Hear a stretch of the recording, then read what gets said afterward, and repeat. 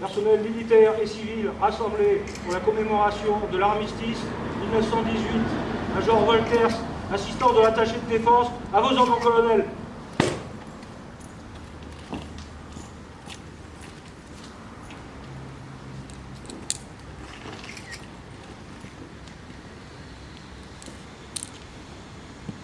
Abandonnement, repos.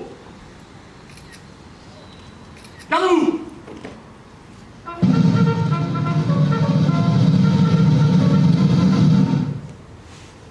Attention pour les couleurs. Plein, mon colonel. Envoyez.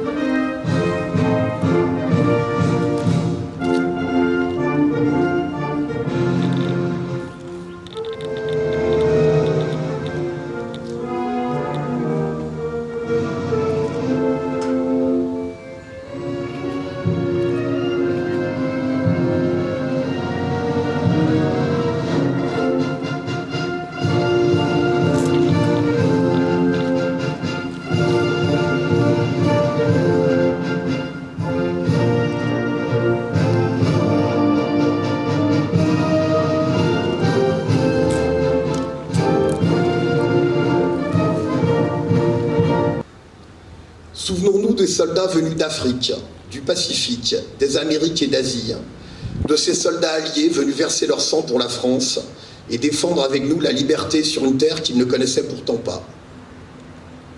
Le sacrifice de nos poilus nous oblige. Il nous rappelle que la paix a un prix et que nous devons être désormais unis avec ceux qui étaient hier nos adversaires. Car ce n'est qu'avec le passé qu'on fait l'avenir, écrivait Anatole France. Ce souvenir, ce sont les jeunes générations qui doivent désormais s'en emparer pour venir raviver la flamme de la mémoire de ceux qui sont morts pour la France, pour notre liberté. C'est la reconnaissance que la nation doit à ses combattants, à ceux qui sont tombés et à ceux qui ont survécu. Cette année encore, un soldat est tombé sous les balles d'un groupe armé terroriste au Mali, le brigadier-chef Alexandre Martin. Honorons son sacrifice et celui de tous les soldats qui ont versé leur sang pour la France. Le monde était convaincu en 1918 que la Première Guerre mondiale devait être la der des der, la dernière des dernières. Nous savons ce qu'il advint de cet espoir, et aujourd'hui, en ce 11 novembre 2022, alors que la guerre est de retour sur notre continent européen, n'oublions pas le combat des poilus pour la paix et le sacrifice de nos soldats morts pour la France.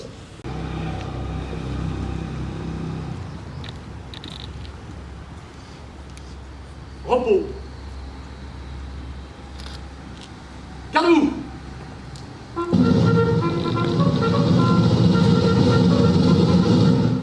Brigadier-chef Alexandre Martin du 54e régiment d'artillerie, le 22 janvier au Mali, 24 ans. Mort pour la France. Aux morts!